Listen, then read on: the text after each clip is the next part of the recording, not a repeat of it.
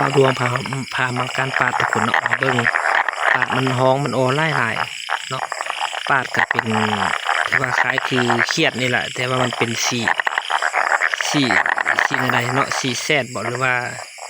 แบบสีเหลืองจางๆเนาะแต่ว่าเป็นตัวขายาวเบิ่งนำกันทุกคนมันห้องอยู่ใกล้ๆนะแต่มันห้องอยู่บริเวณนี้เนาะ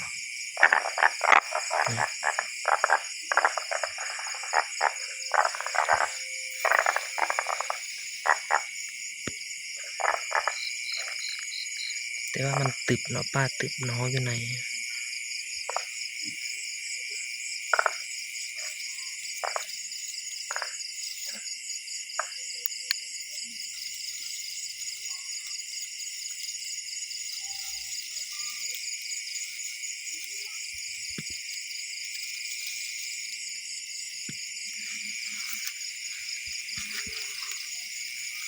ที่ว่ามองนี้บนงามเนาะจะเป็นมองที่งัวมาขี้ใส่บริเวณนี้เนาะได้พาให้งามเห็นแล้วทุกคนนี่ห้องเสียงแบบนี้จะเป็นตัวนั่นเนาะทุกคนเนาะจะเป็นตัวผู้ทุกคนเป็นตัวน้อยแล้วเป็นตัวเมียตัวใหญ่ตัวเยอะ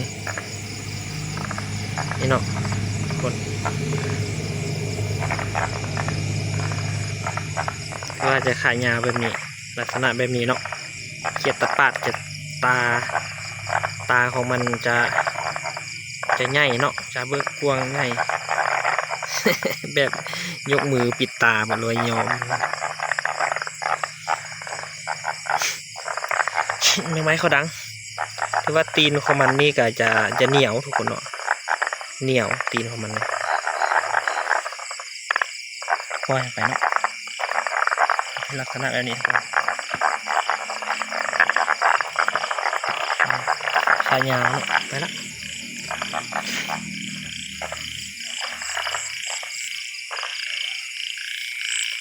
ว่าอยู่ที่หมู่บ้านนาดาวเมืองวังเวียงนี่ที่ว่าโอ้นี่ทุกคนไม่ไล่อยู่เมืองวังเวียงเนาะบ้านนาดาวถือว่าเขียดตะปาดนี่ยังไล่ทุกคนเนาะแต่ผ่านมานี่มันอ้อไล่ก็อยู่ใกล้เหือนผมเนาะก็อยู่ใกล้บ้านนี่ใกล้เส้นทางเลยแต่ว่ามันมีหลุมน้ำแล้วมันมาลงอ้ออยู่บริเวณเนาะโดยคนกวนมันแล้วมันมาเนี่ยทุกคนตัวแม่เป็นลักษณะแบบนี้ยังไม่ตอมเนี่ยคือว่าเขาจะลงมาไข่เนาะอันนี้ก็จะเป็นอันนั้นเนาะเป็นตัวเมียนะทุกคนเป็นตัวเมียวางไข่ไปละตัวใหญ่ทุกคน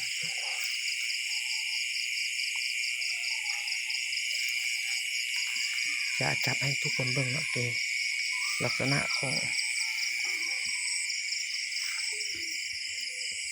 ใบพูดไปคุณละ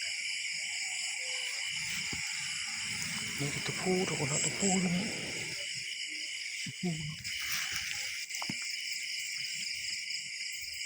มันโดดทุกคนว่า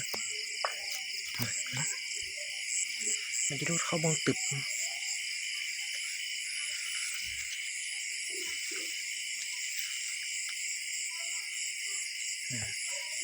ตัวแม่เมื่อกี้นี่แต่ว่ามันโดดไปโดดมา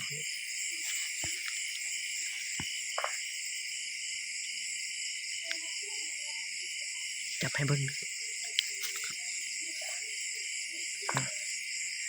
เป็นลักษณะแบบนี้ทุกคนตัวแม่จะไปปล่อยลงน้ำเนาะ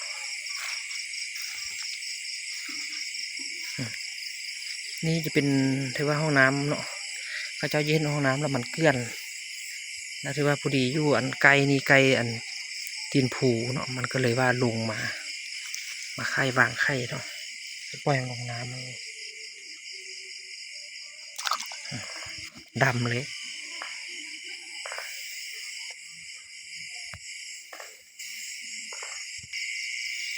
ถ้าเป็นตอนหัวแรงทุกคนช่วงที่มันลงไหลมันก็จะ มาจับอยู่ตามต้นไม้นี่แหละอยู่ตัดตามต้นไม้แต่ว่าช่วงนี้มันลงแล้วเนาะมันก็เป็นบางมือที่ว่ามันลงมาลงมาวางไข่ส่วนใหญ่จะเป็นวันสิ้นเนาะวันสิ้น15 ค่ำ8 ค่ำแต่ว่าเขียดตะปาดจะลงมาเนาะลงมาวางไข่แล้วมันก็จะห้องหาคู่มันเนาะห้องแต่ว่าตัวหนึ่งห้องแล้วมันหลายตัวเนาะห้องมันเสียงคล้ายคือผู้คนเนาะตบมือดังตลบแล้วเนาะคืออันเสียงที่อันต้นคลิปเนาะบ่เห็นทุกคนมันธรรมดามันอยู่นำต้นไม้นี้เวลามื้อนี้มันน่าจะลงเนาะลงพื้นดินละมันลี้อยู่น้ำหญ้ามันละบ่ค่อยเห็นทุกคน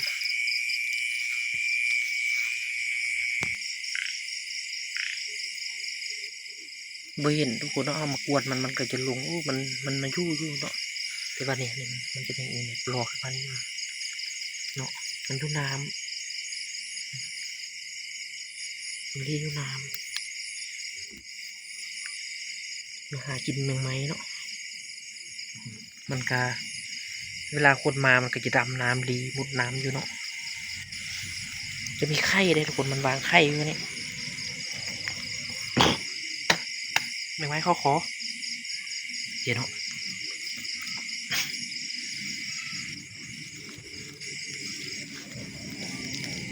ทุกคนเนาะถือว่ามันวางไข่แล้วเนาะตัวนี้เนาะนี่โอ้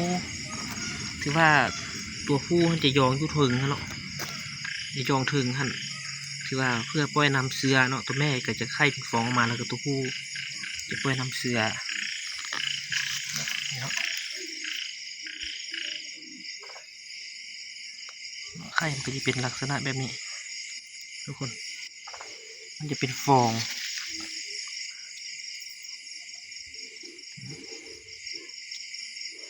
บางเทื่อมันก็จะไข่อยู่อันบุกเนาะไข่อยู่บุกเด้เป็นตัวนั้นก็ดิ้นดูดาวพี่นี่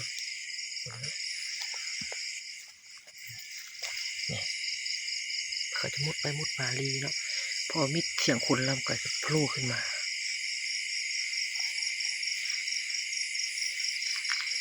หาเมืองอื่นก่อนท่านมาเนาะมันก็มาวางไข่ไหลหรือว่ามันจะลงมาตลอดเนาะ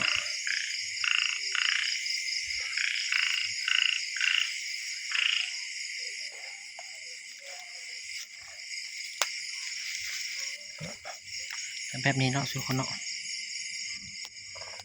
มาไข่ก็จะเป็นมันก็จะฝังอยู่ในฟอง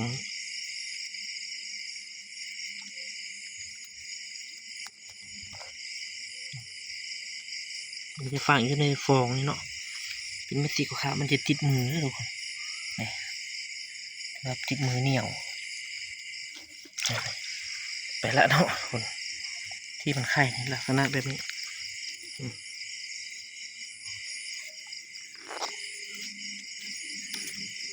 เนาะก็จะเป็นเม็ดสีเหลืองๆนี่เหลืองเป็นเม็ดสีเหลืองๆนี่เนาะทุกคนเนาะจะเหนียวแต่ว่าไข่นี่จะเป็นฟองฟูน้ำเนาะเอาบางคนก็ไปเพาะพันธุ์เนาะเอาแบบนี้ไปเพาะบางคนนี้เป็นแบบนี้เนาะเป็นเม็ดนี้เนาะคือว่ามันจะโบนั้นเนาะมันจะฟูอยู่น้ำเหนียวทุกคนติดมือจะเป็นแบบนั้นเนาะมันจะฟูแบบนี้หรือว่าหลังจากที่มันแก้ตูเนาะกับบุ้งว่ามันประมาณจากมือจากมันแล้วมันก็จะเป็นตูเนาะเป็นตะปาดน้อยแล้วกันเป็นขวกแล้วก็เป็นขวกหรือว่าเป็นอันเนี้ยเป็นห้องอันเนี้ยคนไทยห้องตัวขวกห้องอีหวกนะห้องเนาะบาดวงก็จืดบุได้เนาะมันก็จะเป็นลักษณะแบบนี้ละกันหลังจากที่มันแก้ตัวแล้วมันก็จะค่อยแตกแล้วก็อาศัยอยู่น้ำเนี่ยเป็นหวกเป็นนั่นลูกออดไอ้เนาะเป็นลูกออดลืมลูกออด เนาะเอาแต่ว่าก็จะขอจบคลิปเด้อทุกคนเนาะก็ขอบใจทุกคนที่เข้ามาเบิ่งมาชมเนาะมาเบิ่งมาชมเสียงเขียดห้องเขียนตะปาดห้องเนาะเขียนตะปาดห้องแล้วก็ได้เห็นตัวผู้และตัวเมียได้ทุกคนขอบใจทุกคนที่รับชม